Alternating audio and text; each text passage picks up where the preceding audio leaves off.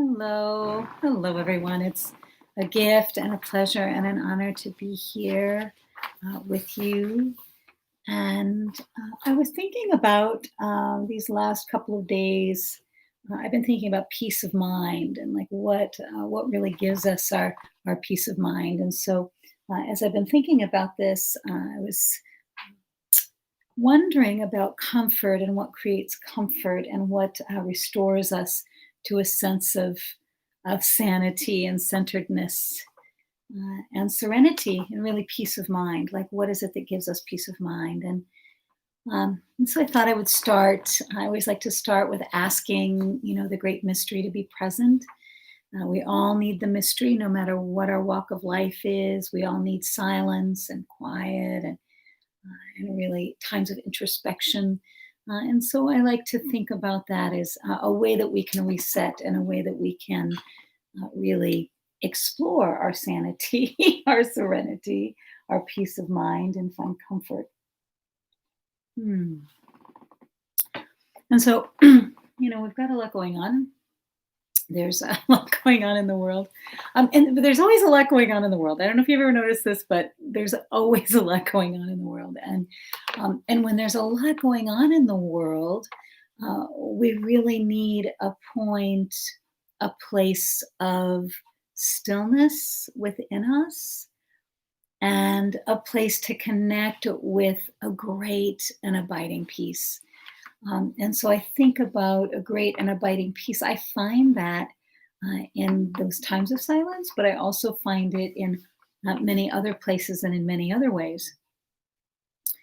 So one of the places that I find it is sitting down and picking up a pen or even uh, writing into even a text, a little poem or a little haiku or a way that I can express what it is that I'm feeling and thinking. And Eros, the god of love, lives in poetry, so that's kind of nice. And Eros, of course, being the god of love, is also quite mischievous and entertaining. Cupid is the oldest and the youngest of the gods, and it really shows that in some of the entertainment that Cupid is up to, or puts us up to. Uh, and what we know is we know that it's really that there are two subjects, right, for poetry, and that is Thanatos and Eros, really, uh, um, death and life and love are really those subjects. And so, how can I really engage in what will give me some peace of mind, and also in knowing that we're being called to change things. We're being called to be change makers and to create positive change.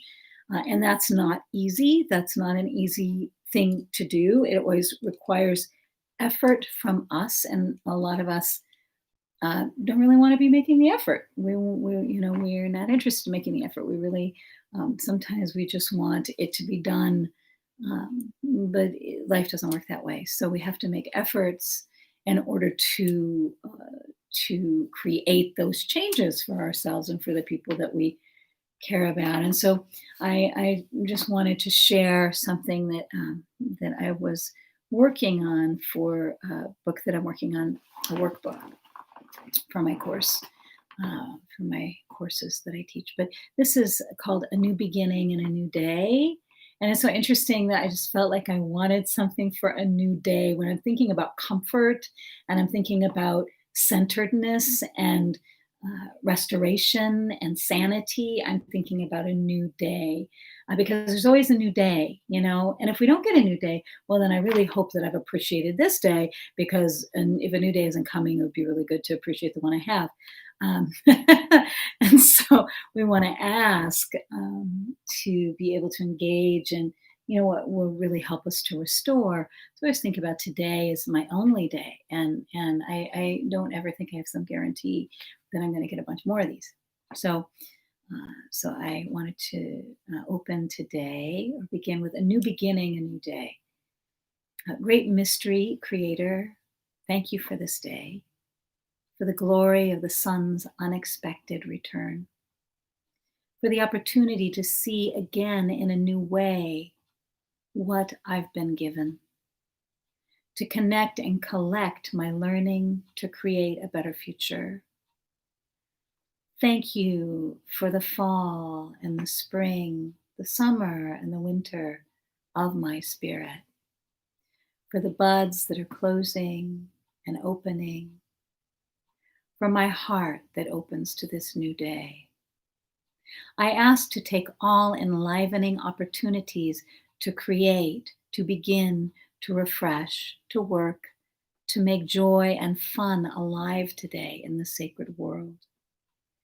Guide me, great mystery, and guide all of us, please, to forgive yesterday and to start today with a clean slate.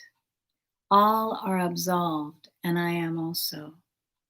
May the path through this day make the lives I touch in the simplest ways better than they were before. Thank you for this opportunity to love and to make a difference, to have the presence in the world of joy. May the blessings of new growth lift this day. May all that is beautiful within me be reflected around me. May I remain open to the gifts and inspirations of this day. May I be a blessing wherever I go. May I walk the beauty way, receiving the blessings and giving the blessings everywhere I go. May I walk the beauty way, receiving the blessings and giving the blessings everywhere I go. And so I think that when I am wanting some peace of mind and some comfort, some serenity, what are real comforts? Like, what are things that actually comfort? And I was talking about this in my spiritual identity class last night about how, what is a real comfort? What is it that, that really assists us and guides us and grounds us and helps us. And one of the things that I find, and this is one of the things I was speaking to last night also, was, one of the things that I find is that the symbols, that there are symbols and that we all have healing symbols in our lives. And it's just interesting, even until I kind of look behind me, I can kind of see, well, I have a picture of my mothers, of Barbara Means Adams and Matilda Laughing Waters there on my altar. That gives me great comfort just to see them and to look at them and to notice them. I have art by a beloved friend, Jay Steensma, is there. There's a beautiful Mayan piece that was gifted to me by a beloved apprentice several years ago. Then there are these pieces from Japan that were gifted to me by Randy Morris, who's amazing, and what a gift. And those symbols, then there's also these beautiful feathers, and each of those have their own meaning in their own way. Of course, there's a mirror where we can reflect and look at ourselves. There's a Buddha that was given to me by Ardith, my friend Ardith, and there's a candle. There's art. There's books. There's all these books. There's poetry. There's many different types of poetry. There are prayer books. There are so many different ways that we can notice the symbols and engage in these different symbols. And so for me, books are about wisdom and the gathering of wisdom. Also, there's even a stone here that says inspire right here. There are plants, there are living things, right? There's even on this pillow's seen better days, but I really love the symbol on it. It's kind of, but the symbol on it, it's like, ooh, but I love it so much. But it's the fleur de lis, right? And this is the body, the mind, and the spirit, all in congruency, And so, what are the symbols? What are the symbols around me? And so, we were talking a little bit about that, and what are the symbols that give me peace, or that give me a sense of peace, or that help me to feel more peaceful and more centered. And what I can do even is I can even have something with me, So there's, we can have a stone with us. There's beautiful little seal figurine here that I have on this altar behind me, and there's a horse, and so there's things that we can kind of hold on to that remind us who we are. And so what are the symbols that I can have with me that remind me of who I am? What is something that you could carry with you that would remind you, oh, I remember when I trusted the world, or I remember when I felt good about the world. I remember when I felt like I was really being a friend to myself, and then we can really tap into that and use that as a way to ground, and use that little symbol or that little item as a way to really bring us home to who we are. And so we have those opportunities all around us. And when I think about being a friend to ourselves, I think about the book Anam Cara. It's a book by John O'Donohue, and it is a book of Celtic wisdom. And he wrote a really, if I can find it yet. So I think about, well, what are the symbols of me being a friend to myself, or of being an Anam Cara? And this is called Anam Cara. And Anam means soul, and Cara means friend. And so, how can I be a friend to my own soul? How can I be a friend to my own soul? What really animates me? What helps me to restore my trust in myself? What really gives me peace of mind? And I probably think of like 3 or 4 things even right now, maybe going to the water, or even looking at an image of the water, being around a certain friend, or calling a certain friend, is certain artists. My mother is an artist, and also my Matilda mom.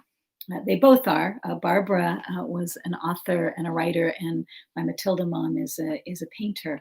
And so both of them are artists in their way, even though one is passed and one is still here.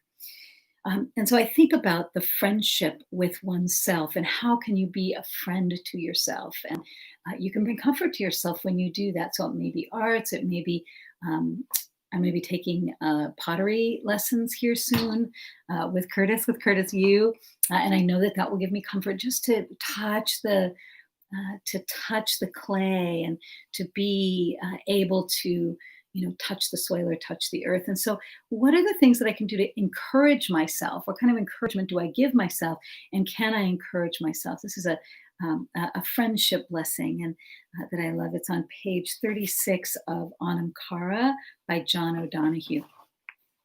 And it says, "May you be blessed with good friends. May you learn to be a good friend to yourself. May you be able to journey to that place in your soul where there is great love, warmth, feeling, and forgiveness. May this change you. May it transfigure that which is negative, distance, or cold in you. May it transform that which is negative, distant, or cold in you. May you be brought in to the real passion, kinship, and affinity. May you be brought into the real passion, kinship, and affinity of belonging. May you treasure your friends. May you be good to them, and may you be there for them. May they bring you all the blessings, challenges, truth, and light that you need for your journey. May you never be isolated. May you always be in the gentle nest of belonging with your Anam Cara. May you always be in the gentle nest of belonging with your Anam Cara." And so, are you able to be that Anam Cara for yourself, that true friend? Are you able to really allow yourself uh, to ask, am I the kind of friend that I would want? Am I the kind of partner that I would want? Am I the kind of coworker or leader or follower, or am I the teacher that I would want? And so we can ask ourselves those questions, like, am I the person that I would want to follow, or to be with, or to befriend? And so, they would say, hey, it starts inside, it starts with me. And I also found this great love poems from God. This is really marvelous also. And it talks about, and it says Daniel Ladinsky, and it's 12 sacred voices from the East and the West. And this is Teresa of Avila, and this is The Servant of Unity is the name of this piece that she wrote.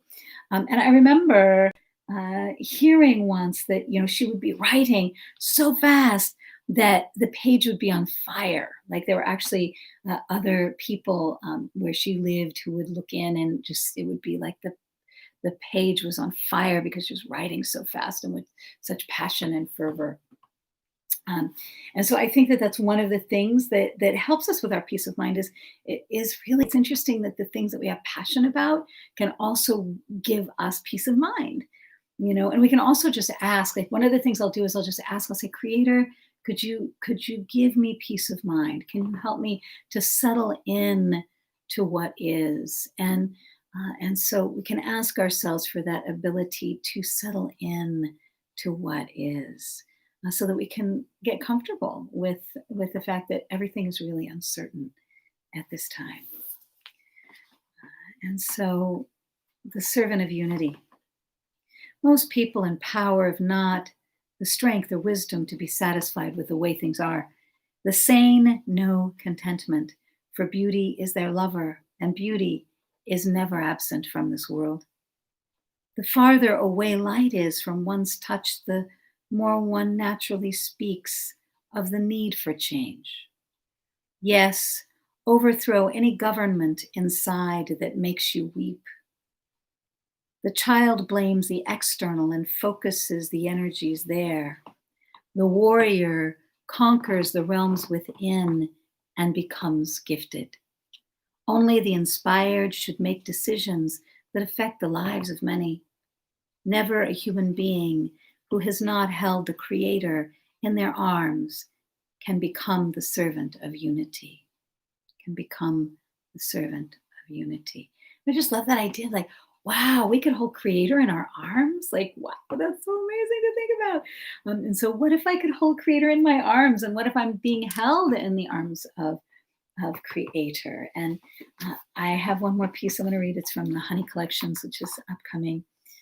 And I think of Anamkara, and I think of Soul Friend, and I think of, what it is that gives me peace of mind, serenity, sanity. And I think about, where have I put my center? Like, where have I put my center? Is my center on a flower? Is my center on the sea? Is my center on turning things in a more positive direction? Is my center on maybe writing an essay or taking a photograph or writing or creating, dancing, making something good, true, and lasting? And so I think that's really what we want to be doing in order to shift things in a different direction. So I wrote this. This is about my brother, one of my brothers, one of my beloved brothers, and this is for Conrad. And it says, when he speaks this way, the tobacco of his voice, a baritone of oak and honey, how when he says certain things, I'm a cello in the arms of a child. In this way, he helps me remember who I am, where we came from, the blood we share that reaches thousands of miles beyond our consciousness, and we gather together these reeds of resonance to query the world in tones that sound familiar as touch, as getting down on your knees, so eye level is not too humble for what has to be said. There are no words for what has to be said. But now, 10 years younger, always, his voice reminds me we are friends. Our friendship is made out of our togetherness. Our keys we carry and treasure that unlock one another's mysteries, that allow an ancient sound that has a voice beyond what we can say and never say, that happens in the night beyond dreaming. That happens in the night beyond dreaming, where we gather softly all that is worth remembering to make a new life for our descendants, to change what has happened before into a new life, to change what has happened before into a new life. And thank you to all my relatives, and may there be places where you touch deep peace. And I will talk with you on Wednesday this next week. Thank you.